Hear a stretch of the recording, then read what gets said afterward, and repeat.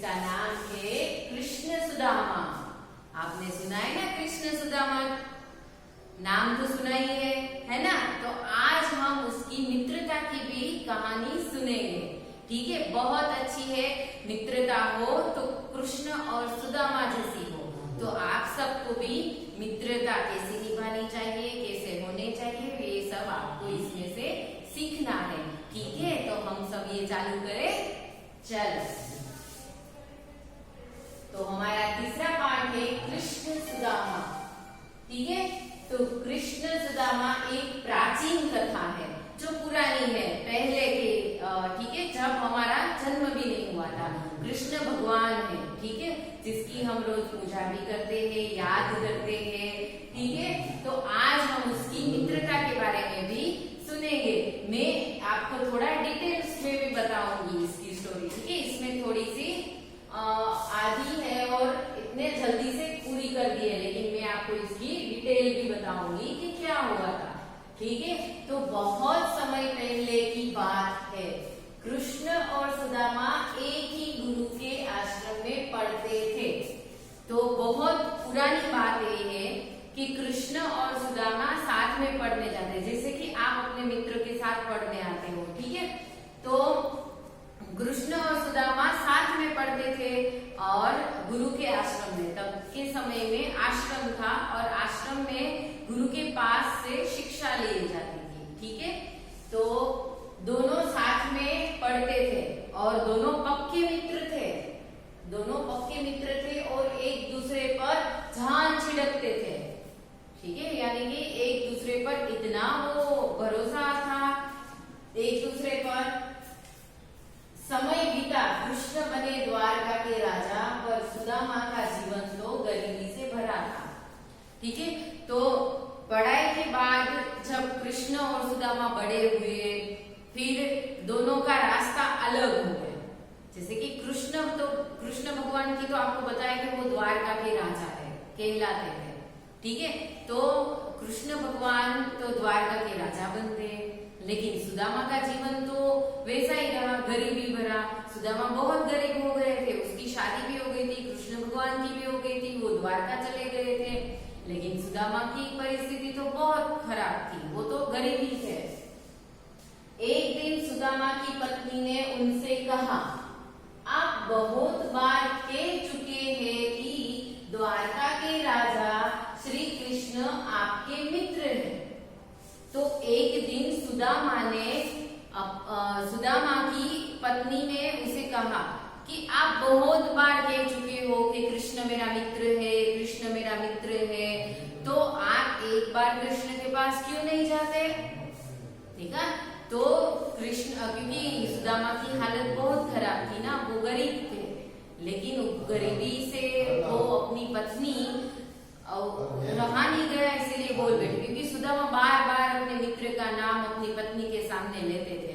तो अभी उसकी पत्नी बोल रही है कि आप बार बार मुझे कहते थे कि कृष्ण आपका मित्र है, तो कृष्ण तो द्वारका का राजा है, तो आप एक बार उनसे क्यों नहीं मिलते? तो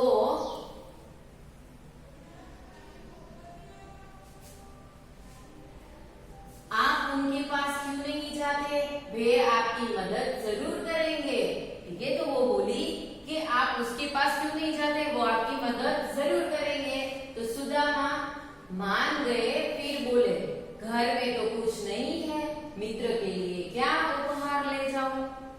देखा, कितने सालों के बाद वो कृष्ण भगवान से मिलने जा रहे थे, तो सोचा कि कुछ लेके जाऊं उसके लिए, लेकिन उसके घर में तो कुछ भी नहीं था कि वो क्या लेके जाए। उसकी गरीबी हालत ऐसी थी कि घर में कुछ चीज ही नहीं थी, खाने के लिए भी वो लोग इतना तरस रहे थे, तो वो क्या लेके जाए। इसलिए सुदामा ये सोच रहे थे कि घर में तो कुछ है नहीं, मैं क्या लेके जाऊं। फिर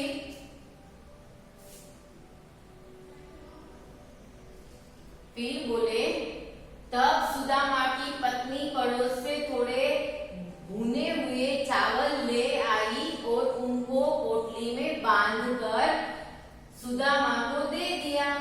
सुदामा घर से चल तो पड़े। फिर उसकी पत्नी ने क्या किया, कि पूरे मोहल्ले में से चावल और ले आई और उसको एक पोटली में बांध के सुदामा को दे दिया।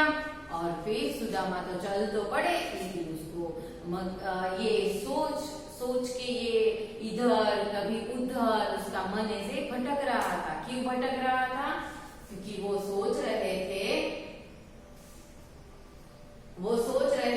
कि तो, लेकिन उनका मन डावाडोल यानी कभी इधर कभी उधर भटक रहा था।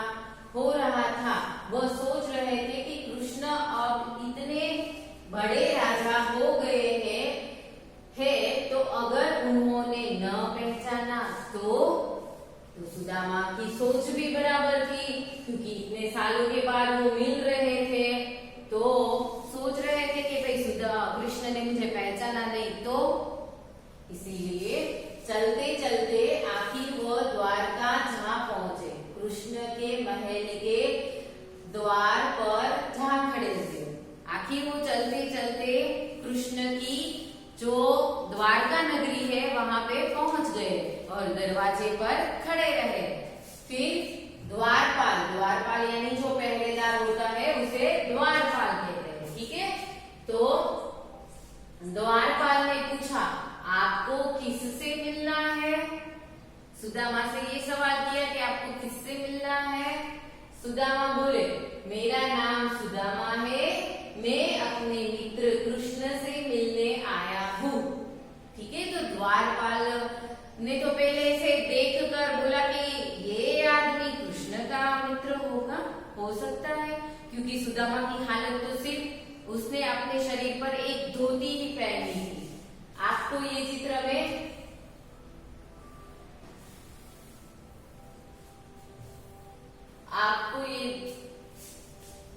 सिर्फ सुदामा ने अपने शरीर पर एक धोती ही पहनी थी। तो वो द्वारपाल तो पहले देखकर चौकित हो गया कि ये कृष्ण का मित्र हो सकता है, वो तो हमारे कितने बड़े महाराज हैं।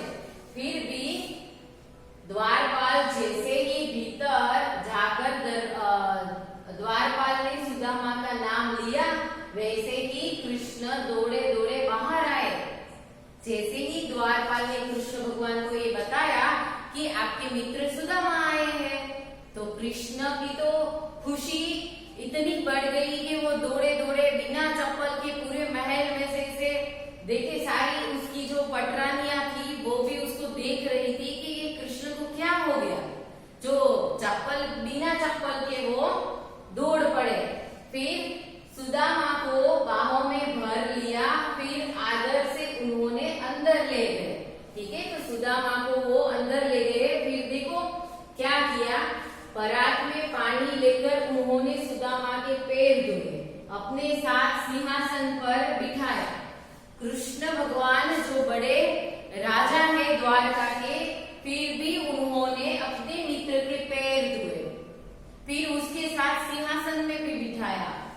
फिर क्या किया, परात में पानी लेकर उन्होंने सुदामा के पैर धोए, अपने साथ सिंहासन पर बिठाया।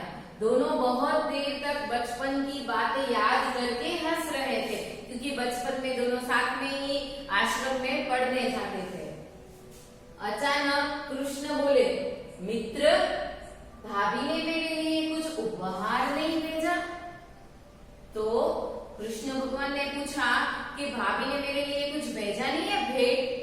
तो सुदामा तो संकोच कर रहे थे कि इतनी बड़ी हवेली है, मैं तो सिर्फ उसके लिए चावल ही लेके आया था।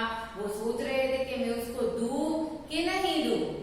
अभी उसके हाथ में जो पोटली थी वो संकोच करके अपने हाथ में ऐसे छुपा रहे थे। फिर कृष्ण भगवान ने उसको वो पोटली देखी और हाथ में से छीन ली। देखिए, सुदामा चावलों की पोटली देने में संकोच कर रहे थे, पर कृष्ण ने प्रेम से हाथ बढ़ाकर पोटली ले ली। कुछ दिन राजमहल में सुख से रहने के बाद सुदामा ने विदा ली। ऐसे ही दोनों की बातचीत चलती रही। फिर कुछ दिन सुदामा कृष्ण के साथ रहे और कुछ दिन रहने के बाद वो अपने घर लौट आए। लेकिन रास्ते में वो सोच रहे थे, घर लौटते समय वो सोच रहे थे, कृष्ण ने कुछ दिया तो नहीं, अब घर जाकर मैं अपनी पत्नी से क्या कहूंगा। अभी मित्र से इसे मांगने का उसका जी नहीं लगा, तो बोले कि अभी कृष्ण ने कुछ दिया तो नहीं है, अब मैं अपनी पत्नी को क्या कहूंगा, क्योंकि उसकी पत्नी ने बोला था ना कि कृष्ण जरूर आपकी मदद करेगा। लेकिन क्या हुआ, देखिए कुछ दिन सुदामा अब वापस अपने घर पहुंचते तो देखकर चकित रह गए, जहां उनकी टूटी फूटी झोपड़ी थी वहां अब महल खड़ा था। वो मन ही मन बोले, यह चमत्कार अवश्य कृष्ण ने ही किया है, उन्होंने मित्र का मान रख लिया। यानी कृष्ण भगवान ने अपने चमत्कार से सुदामा की जो झोपड़ी थी वो पूरी महलों में बदल दी। अब घर आकर वो देखे और चकित हो गए कि ये क्या हो गया, यहाँ तो झोपड़ी थी उसके बदले ये महल हो गया। तो सुदामा का मान कृष्ण भगवान ने रख लिया। सीख, सच्ची मित्रता कोई भेदभाव नहीं मानती।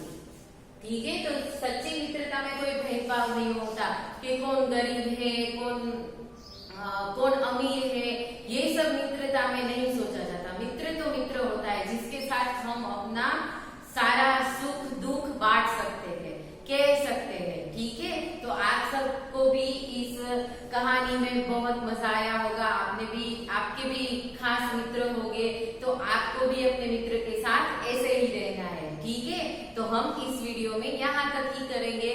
नेक्स्ट वीडियो में हम इसका अभ्यास और दोबारा इसकी स्टोरी वीडियो के थ्रू हम देखेंगे। ठीक है, God bless you, bye bye.